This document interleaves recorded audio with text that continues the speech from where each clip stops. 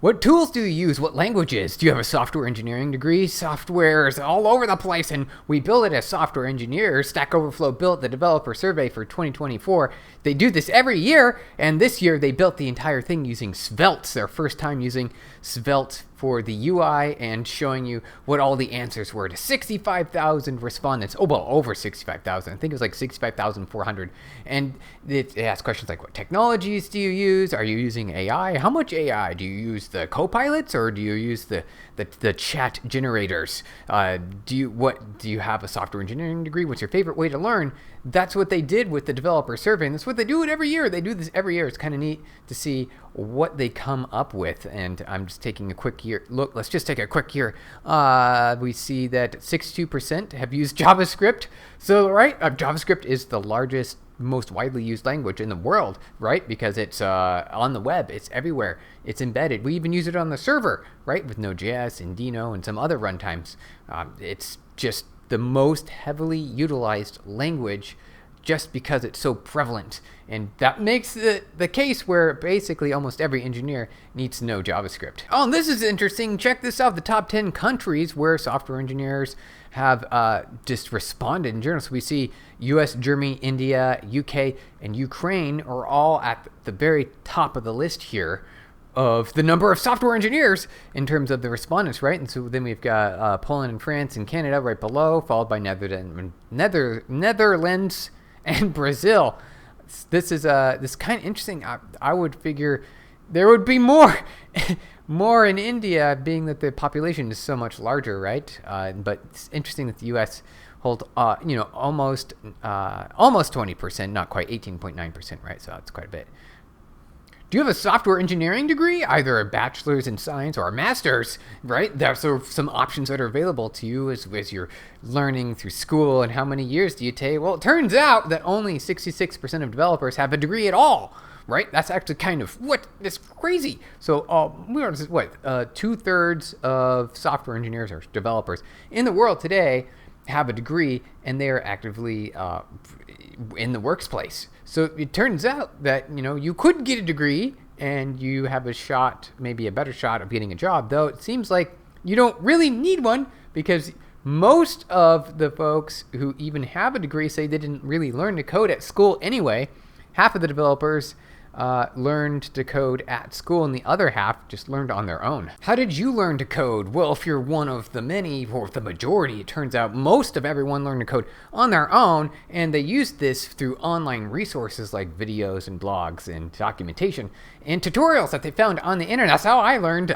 There's the best way to learn is just by reading how other people have done it with online resources. And it turns out that with the Stack Overflow survey, 82% of the responses say they learn to code with online resources.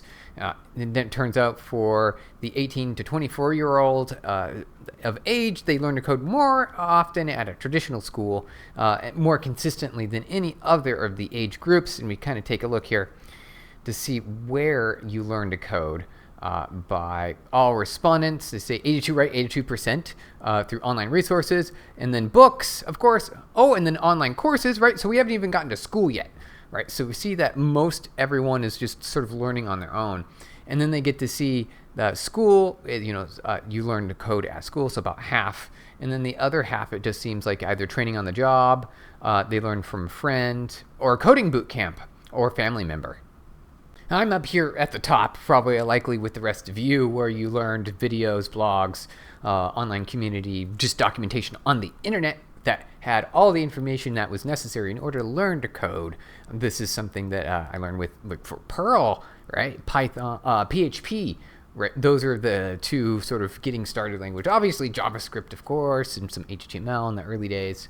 That's all online resources. This is interesting from a business perspective. Say if you run a business that sells an API or an SDK, then this is interesting to you, especially like us at PubNub. We sell an API with 8 SDKs that make it easier to use the API. It turns out that the preference to learn the code of whatever they're trying to achieve, whatever they're trying to accomplish, it says that 90% of developers like to read the SDK and API documents. That's where they go to learn about that technology and the sort of feature that they're trying to add into their system. So if they're trying to add publish subscribe communications, then they will go straight to the docs and they'll read, oh, okay, so I call this function to publish the data, and then I call this function over here to receive the data. It's the subscription, right, to subscribe. And I can pass JSON messages between two targets, right, between a phone or a browser or a phone and another phone, and they can easily exchange data using the API. And that's how they learn, and that's the preferences by 90% of the developers. That's kind of interesting. Oh, looking at the other ones, everyone else said the README files of the repository. Yeah, that kind of counts as technical documentation. And then we also have search engines. Oh, right, yeah. You just Google it and find out. All right, you learn how to use something in terms of first-party knowledge base. Okay, so there might be like on the website, say pubnub.com or stripe.com. There are documentations and there's knowledge bases that you can dive into that has extra data. And then AI-powered search, interesting. This is pretty new on the list. 30% said they use those, and then a paid version of that as well. So there's the free option and a paid version, and it looks like we're going to expect to see these types of systems grow until they take over.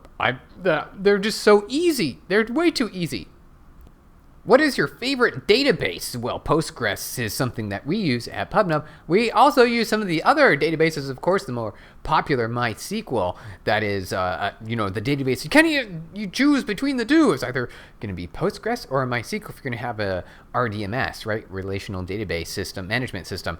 This is typically the choice. Obviously, you could also choose maybe like an SQLite, depending on your use case, so you can have a nice compact performance and on-memory and fully indexed database. That is the most popular database actually happens to be SQLite because everyone uses it. It's actually embedded in a lot of applications like a web browser, into your mobile apps. It's everywhere. Though from a server perspective, MySQL is number one. It's in use by 59% of developers, and Postgres is used by 49% of developers. Obviously, there can be some crossover there because you might use both, right? Like that's something that we do at PubNub, for example. Aha, I knew it! SQLite is number 3 over here on the server. All right, that makes a lot of sense. So these are the RDMSs. Then you also have, of course, Microsoft SQL Server, which is the big one. Now we're getting into MongoDB, which is a document store, right? So this is not really much of a relational database, even though you can do those kinds of aggregations and joins. Redis is a key value store, but it does have a lot of capabilities similar to SQL, though you wouldn't necessarily join data. You would want to sort of a scan for data. That's what Redis is good for. MariaDB is the evolution of MySQL, and it's claimed that I remember that it is more powerful in terms of its indexing and lookup and retrieval, and overall more efficient. Obviously, Elasticsearch, which is completely different, right? Altogether, it's JVM engine. Elasticsearch will be ideal for searching JSON objects. It's similar to Mongo, though you wouldn't necessarily want to use it direct in line in comparison to Mongo. Mongo is going to be better for a real-time API that you would expose to your end users. Elasticsearch is really good probably for bigger, larger data sets, and you can do things like full text search and a couple of other heavier lifting searches and aggregations. Maybe better for a log search system rather than, something that you'd want to have in production in front of users. Then we've got Oracle, which is massive. That's huge. DynamoDB is also sort of it's another KV store system, and ideally you don't have any large queries that do any joins. You can do things like it, though you'll pay a penalty because it's designed to be a KV store. Then we got Firebase real-time database. We've got Cloud Firestore. These are Google offerings. These are databases. And BigQuery. Interesting. All 3 of these databases right here are Google databases, and they're all right next to each other. It's kind of fun. You got Microsoft Access. Whoa! That is still in use today. That's crazy. That's one of the early databases from Microsoft. Supabase, H2, Cosmos DB, Snowflake, InfluxDB, Cassandra, time series database here, and then a whole bunch of other ones that we see here on the long tail. Do you use Docker? I use Docker. I use Docker almost every day. A lot of our code is written in a way that requires you to have an environment set up. that allows the code to run with all the dependencies. And the great way to sort of make sure that that can run everywhere seamlessly is by having a Docker file that can build it in an image using any kind of Linux distro that will have all the packages just right there nicely coupled, and it can always be rebuilt. All you need is this tiny text file that describes how to build the system, and then you can start interacting with it, such as command line interactions or having it run as a service on your system, so that way you can make API calls to it.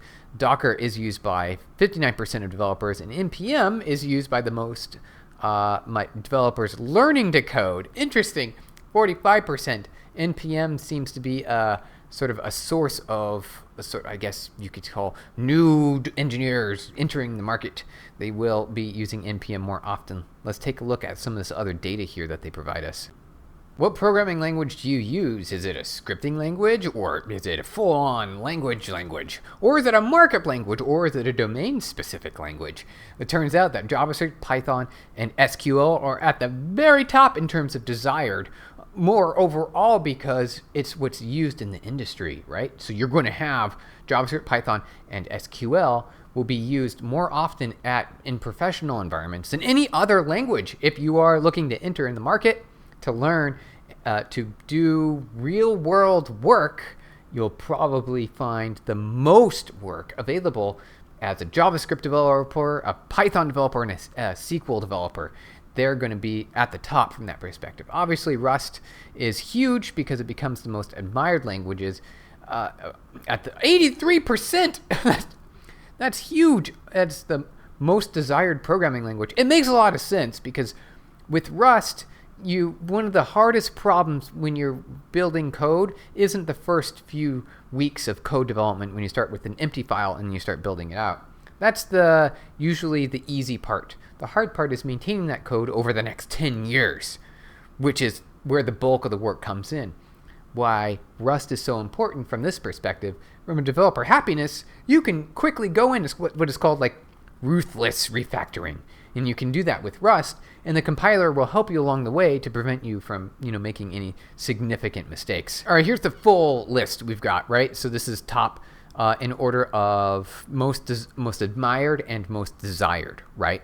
So we see it sort of averaging those two things together. I admire the language a lot, and I desire it a lot. Which I can see the nuance and why they're used. All right, so Python, number one at the list, very much likely because of artificial intelligence, right? Libraries like PyTorch, which embeds libtorch, is a C library that can access GPU, and that allows you to create really fast and efficient AI algorithms. So that's why this is at the top. JavaScript is the most widely used language in the world, and it's being used across all systems, browsers, embedded in applications, and server side. SQL, number two, because it's the business language for doing all sorts of business querying. HTML and CSS, obviously, because it's a big part of the web. TypeScript, oh, interesting. All right, so we see a lot of all these things are up here in terms of web technologies. Then we see Rust and Go. These are languages typically more often used from a server environment perspective. You'll have APIs that will be running behind these. Bash and Shell. I don't necessarily say that this is definitely scripting world land, right? You can do a lot with Bash. You can really write full applications if you really wanted to.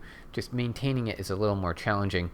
Then C#, great language. This is one of my favorite languages that I learned in college.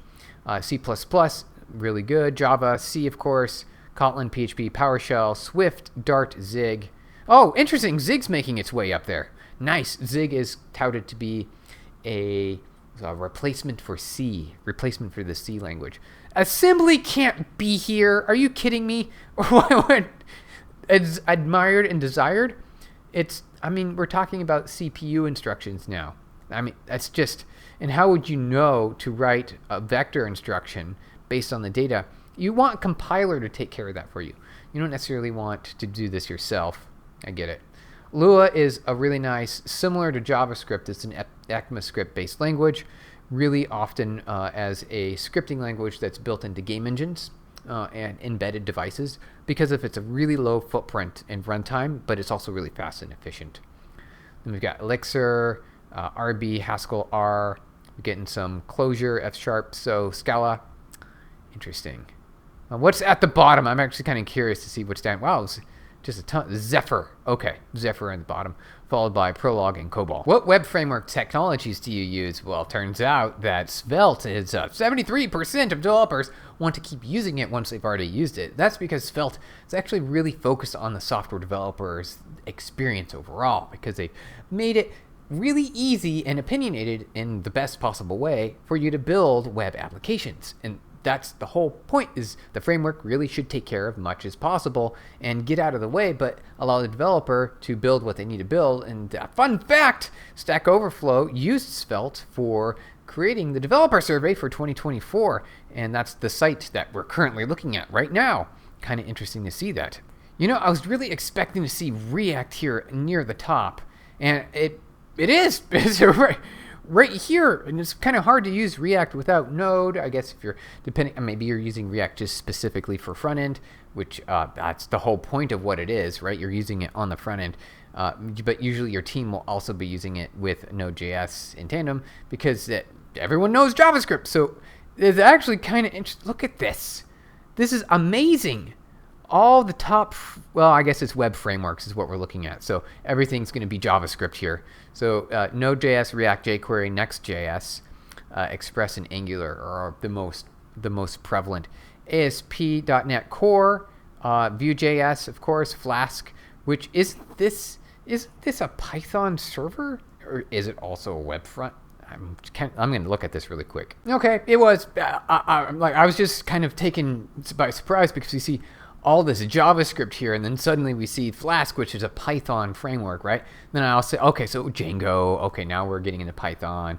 Spring, right, for Java. We've got WordPress with PHP, Fast API, right? So Python. We got Laravel, PHP, AngularJS, JS, Svelte.js, Nest.js. So, okay, so lots of different Astro, Phoenix, Drupal, PHP.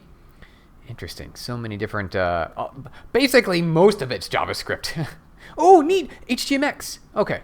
This is interesting. It's great to see it here on the list. Really helps you not have to code much at all.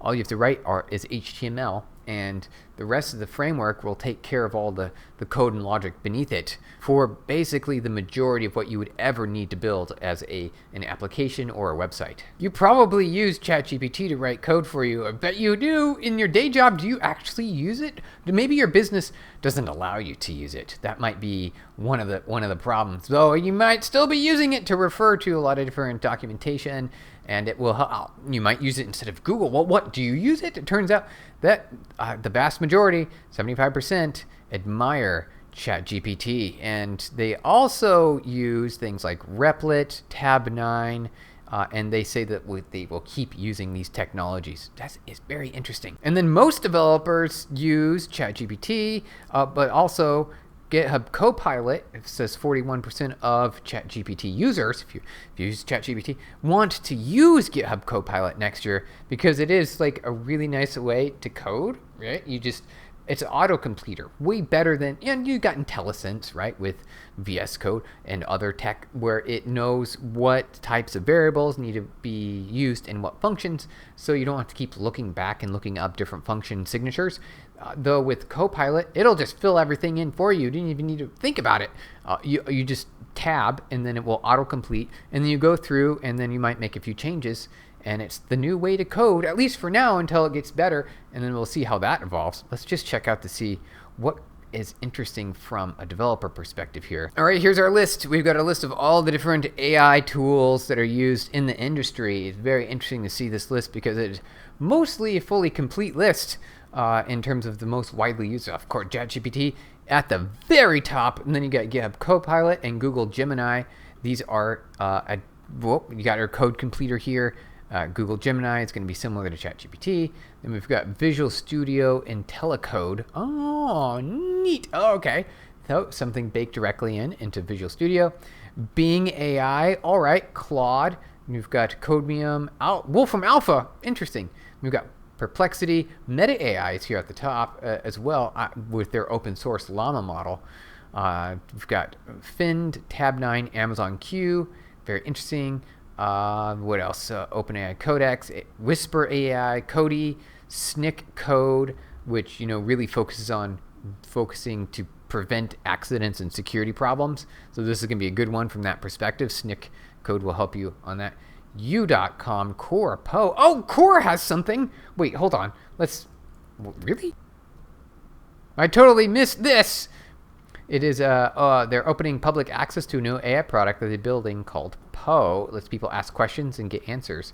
Interesting. So they take all the data on Quora, which is pretty good data. There's a lot of well written answers on Quora. Then you can use Poe to get all your answers. That's kind of neat. Okay. I'm a year behind on this one. If you're a software developer, you're really focused on professional and work environment where you are getting paid to code for your skills because it's a highly sought after ability to do a lot of business operations, business automation, a way for a storefront, right? So e-commerce, there's just so many things software engineers do for the world. Software runs everything, and there's a pay that goes with it, right? That's usually a yearly salary. It's kind of interesting to see which languages have the best salary. Now I'm looking at it in terms of, we got to zoom in on this. You really got to zoom in because if we look, we see NIM, Erlang, and Apex here at the top of the list for highest paid jobs, right? So we see Erlang is in the triple digits in terms of the median yearly salary. Erlang is going to be here at the top, mostly because there is a lot of complexity with Erlang, though it is really powerful and efficient. You're going to see fewer job opportunities with Erlang altogether. And so there'll be fewer Erlang developers, meaning that, guess what? You're going to have to pay more for that. The same goes for, you've got NIM and Apex as well. Clojure, Elixir, they all fit into that zone. In terms of fewer opportunities in the market, but that means that the salary will be higher, but it'll be harder to get a job overall. Clojure, Visual Basic, .NET. Now we're starting to get into some of these lower paid jobs because they are more frequented. There's more of them, and more people know these things, right? Perl is up there as well in terms of its because that was Amazon and Amazon Storefront used a lot of Perl in the early days, and there's still a lot of Perl code around on the internet, so you're still going to get a pretty high salary for that. Although it looks like it dropped recently. It must be. So it's on the downtrend here. Julia as well, Delphi, Fortran, Cobol. These languages are actually starting to drop, even though they are more scarce from a job availability and those who know these languages. Same with Solidity, Groovy, and Scala, MATLAB, Lua, Ruby. Everything's dropping. That just might be the market as well in general. Also with generative AI being able to up-level a lot of this code generation for some of these simpler languages. To make a lot of sense. Everything's dropping in this case, even JavaScript. That is interesting. It's all on the downtrend. And a lot of that is because a lot of layoffs across the industry. And we're seeing a dramatic decrease from a job availability perspective. In addition, that means that the pool of developers who have a lot of experience over the years is a lot higher, right? And so you're going to see a ton. I would expect Python to go up because of AI. Like, I'm kind of surprised to see that. This just has to be a side effect of the industry as well. It does look like we're seeing a trend here. All the job salary medians between 2023 and 2024 are dropping because the pool is so high. It's just much, much higher. It is very interesting to see. Oh, Lisp, okay. Assembly, all right. Golang, that's one of the hugest drops. That's kind of interesting. Objective-C, mostly for iOS, mobile app development. Wow. Oh, and Zig. Whoa. It was 103, then it dropped to 75. That is a huge drop. And then same with Ada. Wow. Okay. So what are the languages to know? You'd still want to go after, Python. Yes, you still want Python. You'd want Rust. TypeScript is in there. I would definitely say JavaScript. Make sure you know HTML and CSS as well. SQL itself. Then you'd want to also learn, where is JavaScript on this list? Why am I not seeing JavaScript? Did I run past it? I know you want SQL because it's just common industry business. Oh, here it is. It's right next to SQL. All right. So those are the languages that you would want to make sure that you have already learned. Employment status in 2024 for software engineers looks like we have some folks who are not working at all. That's quite a lot in terms of folks who are software engineers. They're available to work, though they are not. They don't have any work. It even says here 84%. From the Stack Overflow 2024 survey say that they're working part-time, freelancing, or full-time, and that means that the everyone else, which is a huge population, there are a lot of developers out there, right? Over 20 million developers in the market, so that's a lot of developers who are all looking for jobs right now. And the work environment, just really quick, hybrid developers has stayed consistent, which means you work sometime in the office, sometimes at home. 42% between 2023 and 2024, it stays about the same, and developers working in person has increased up to 20%. That's kind of interesting. We see, with the pandemic, and then everyone went home, and now we're starting to see some return to office. I'm actually kind of curious about employment status here really quick. All right, so 69% say they are currently employed full-time. Then we got 16% who are contractors. And then we got everyone else who are they're software engineers as students full-time. Then we got some part-time access here. They are not employed, but they are looking for work, which is 6%. That's huge, right? If you look at that, what is that? 6% of millions. Millions of people. And then we've got a very small percentage here that are just not looking for work, but who are software developers with the skills.